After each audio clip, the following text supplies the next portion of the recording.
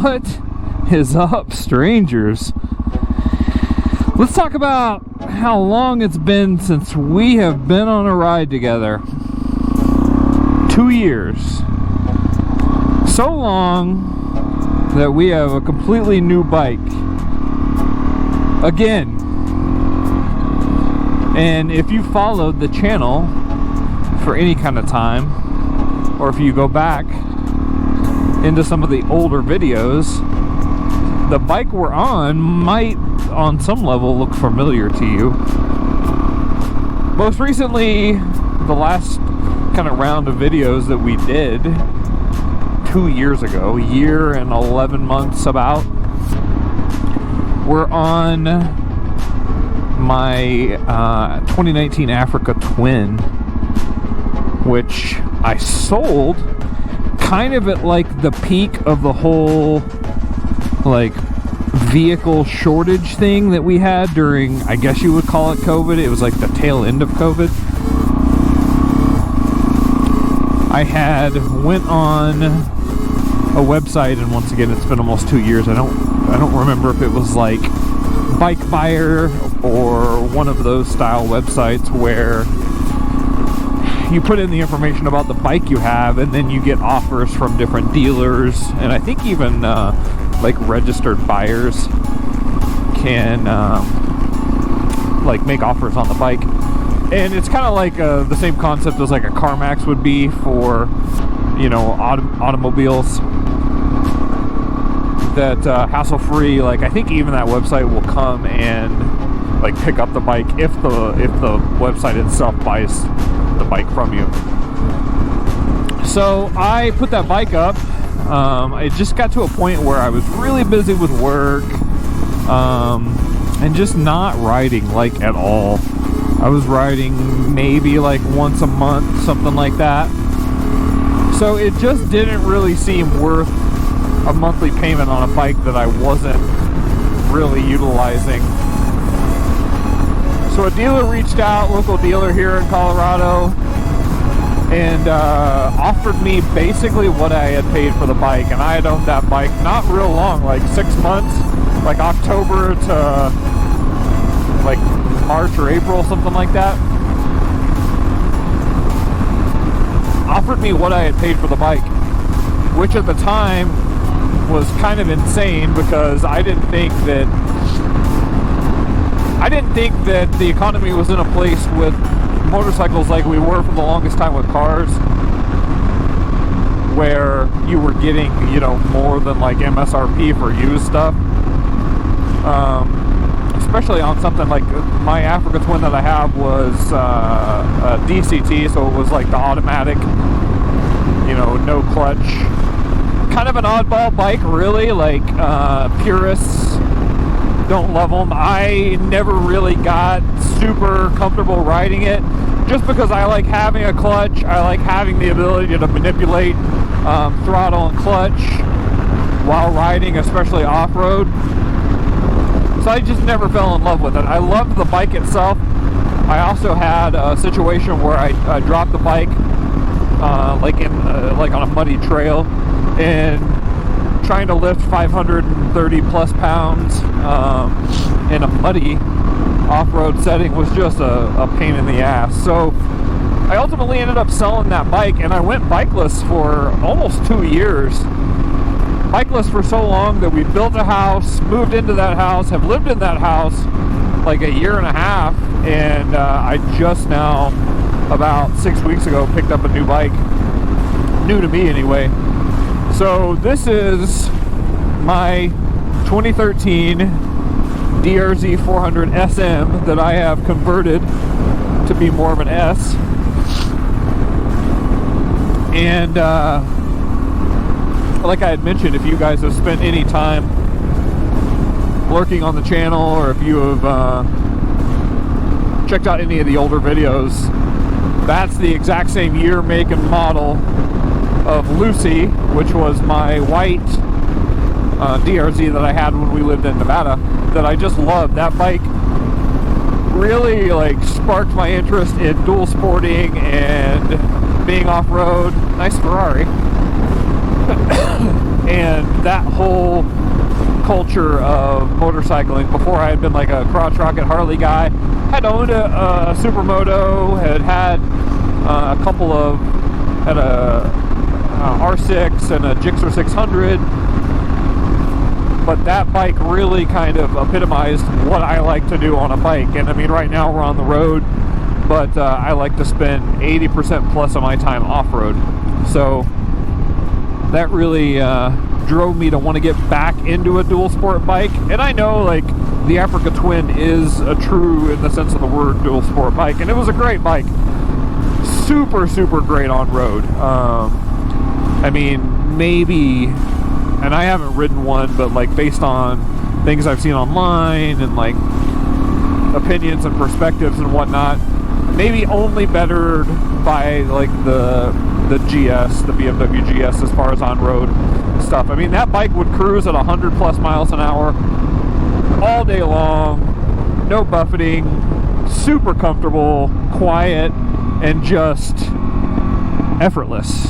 Obviously, you're not going to do that on a DRZ. Like, these bikes, this bike, the way it's currently set up, it's a 15 front sprocket and I think a 45 rear sprocket.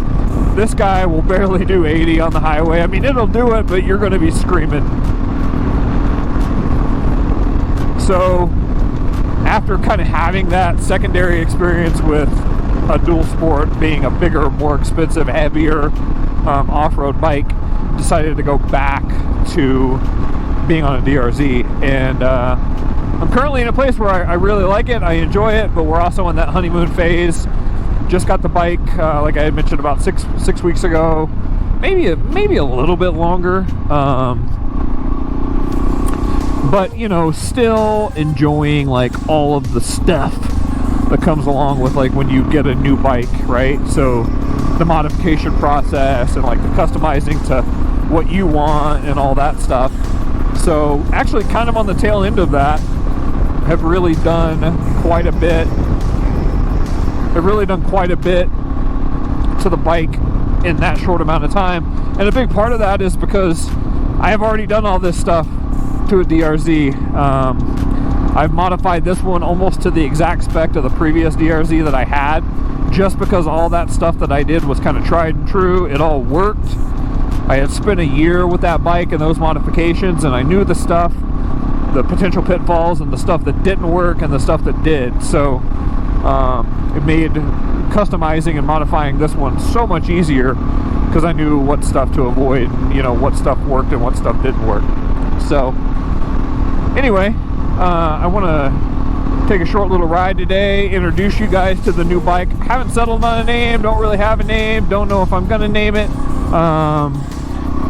but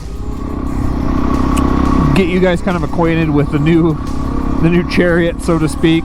I am totally on a closed road. It's Sunday, so I don't think anybody's going to tell me that I can't be here, but I'm not positive that I can get through here. So let's see what's doing up here.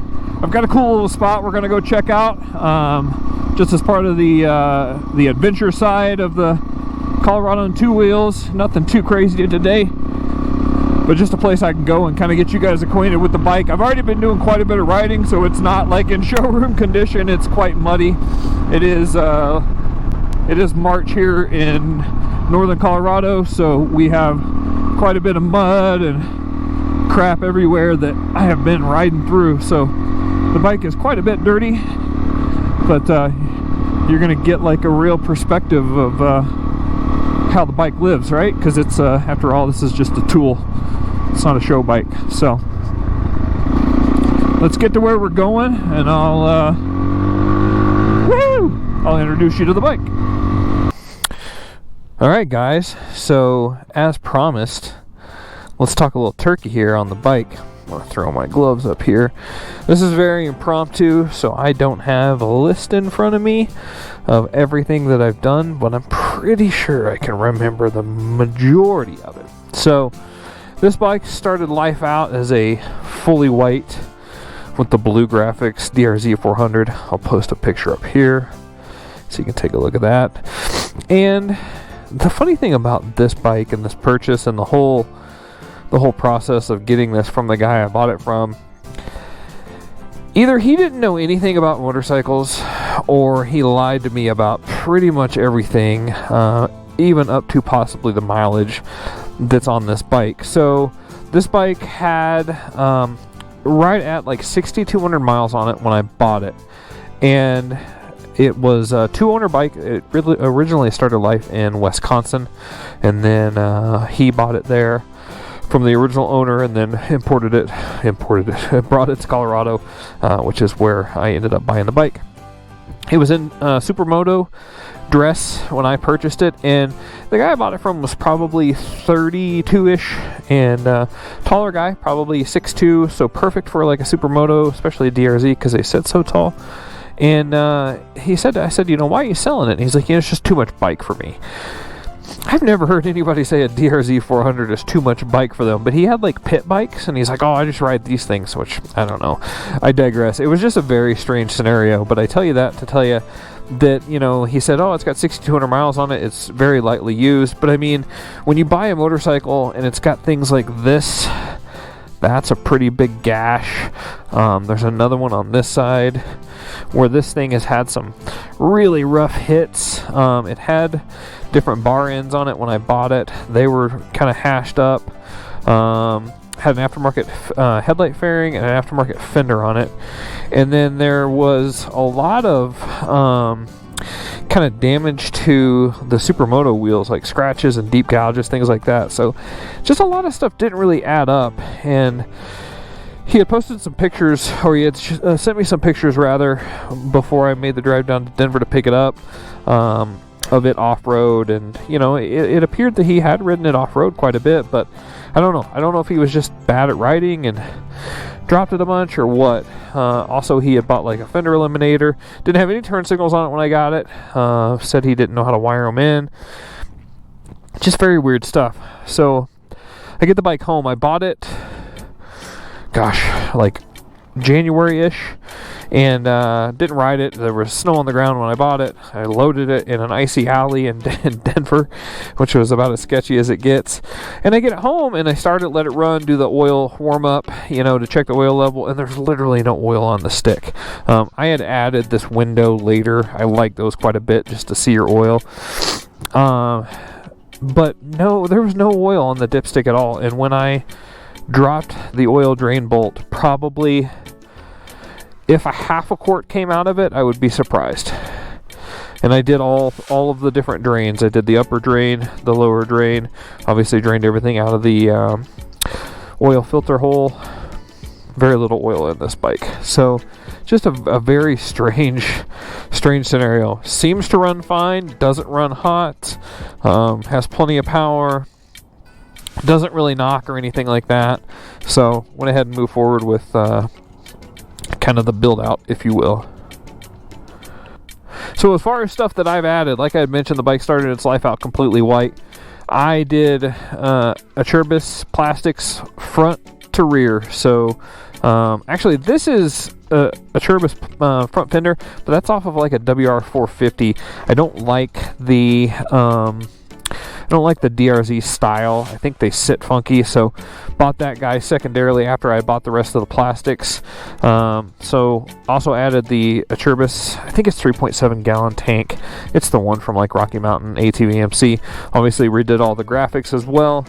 Did come with a Yosh pipe on it, which is awesome because that's money you never need to spend on one of these things. Seems like if you pick one up secondhand, somebody's always already done that for you, which is rad.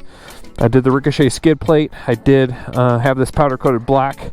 I wanted to keep everything but the actual core engine stuff and swing arm black. So blacked out the fork legs just with vinyl wrap. Wrapped the fork guards in carbon fiber vinyl, and then seat concepts, low seat. Also added heated pad to that seat, which I think is a must-do on all adventure bikes, especially if you live in a climate like Colorado where you know, it's cold damn near as many years or as many months out of the year as it is warm. So from there, it actually came with a Pro Taper. I can't remember, like a CR Hi. I can't remember what bar it was, but I added and I painted it, so I can't tell you because it was kind of beat up. But it was, I'll put it up here. can't remember off the top of my head, but kind of the same sweep, just a little bit taller bar. I'm not super tall, but 5'10", and I'm leggy enough that with like the stock bar or even that bar that was on here, I was dead armed, like super locked out when I was riding standing. So wanted something with a little more height.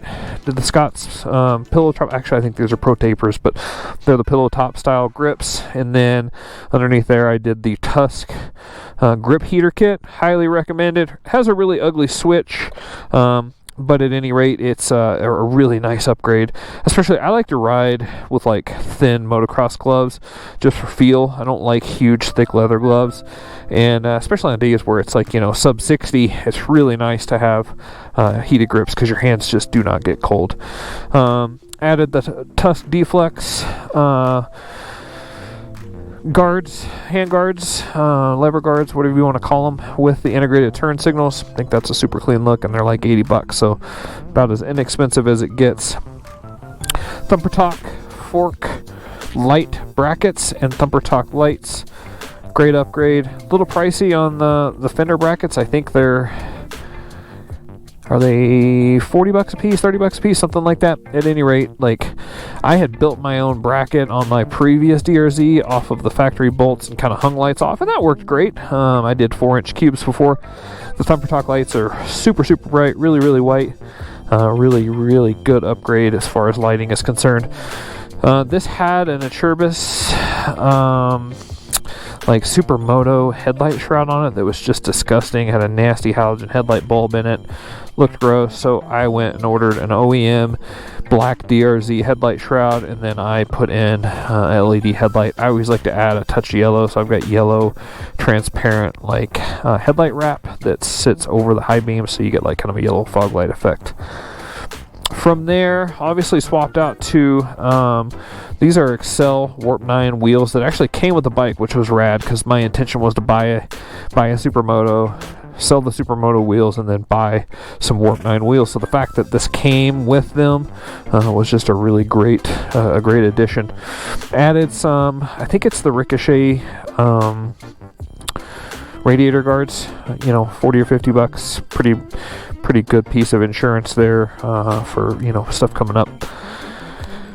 What else? Relocated the key. This is the $15 little switch kit you can get off of eBay. It's just a bracket, and there's plenty of slack on the wire for the ignition switch. Just move it over. Some little blue bits and pieces here. New controls up front. Foot pegs. Brake pedal. I did a lower caliper or a lower disc guard, upper caliper guard. You know, just little insurance pieces to keep things safe. I had and still do have bought pannier racks for this thing. I had them on the old DRZ, and my intention was always to add some soft bags to that bike and then this bike as well. But you know, I had the big Tusk soft bags, I can't remember what they're called, on the Africa Twin. They're great on a big bike like that, but this bike's small, it's nimble, it's light. I wanted to keep it that way, so I just went with the Tusk small bags. I'll put what they're called up here. They're like $80. They're great. I've got tools and everything in this side. I've got all the motovlog stuff, extra cameras, batteries in the right hand side. Just a really super cool little package. I've got a handlebar like bag coming, but I actually think I'm going to mount it up here and then relocate all the GoPro stuff into that. So what else? Made a custom dash for this one just like I did on my other one. Took a piece of 16 gauge steel, cut it to the size and shape I wanted, and then from there bent it to where it mounts to the stock triple tree. Two 10mm bolts on the back hold it in place. It's, you know, as rigid as can be. Have a little Trailtech Vapor for my dash, reset everything to the correct mileage, and then down below I've got my own switches that I've added in. Don't pay any attention to how crooked some of them currently are. So I've got upgrade options. I've got mini relays I've mounted inside the headlight shroud. One on the far left does the headlights or the riding lights, fog lights, whatever you want to call them, and then the other three are currently open for what other upgrades I might want down the road. Heated seat, heated grips, basic stuff. Super cool, but very, very effective in, you know, the upgrade. I also have a charger routed off of the USB port here that is on a like a voltage gauge USB, which is nice to have on these bikes, so you know kind of where you're sitting at, especially once you start adding in things like heated grips and heated seats. Those do pull a lot of current. Up top I have a chain oiler, which actually I've had luck with this one. The one I had on the other bike just seemed to leak the entire time. This one does not. It's the Gidbali or whatever you want to call it, that you can get on eBay for like $80. So little flip-in mirrors. I like these guys a ton. They don't take up any real estate outside of the handguards, and when you do go down, and you will when you go down, they just bend, and even if they break, they're about $20 a set. Little rear rack I added on, along with aftermarket chain guard. Came with Thumper Talk case savers, which is pretty awesome because Thumper Talk, the store, I guess, went out of business, so those are now kind of super cool and retro. Other than that, I have the Tusk, what do they call it, the D Sport Adventure tire on the back, and then right now there's a Michelin up front just because it's not worn out yet, but I do have the matching Adventure D Sport tire for the front. This one will probably end up getting replaced before I have to put the other one on, so I'll probably run this one all summer, wear it out, and then swap them both at the same time. So that, for the most part, is the DRZ, how it sits. I mean, there's a couple of other little odds and ends. A little front sprocket cover. It does have the 3x3 mod. Little things, you know, I've got almost like semi-flush rear turn signals that I've tucked way back so they don't get broken off if I go down. But really, all the core mods you need to make these good off-road, I've done. Haven't really touched the suspension. May or may not. I want to run this bike the majority of the summer, and then probably look into something just a little bit bigger, and we'll talk about that down the road. But for now, that is the Colorado on Two Wheels official DRZ400 adventure bike build. Like I said, some other small things, but we'll get into those as time goes on. Just wanted to give you guys kind of a quick snapshot of everything I've done in the current state.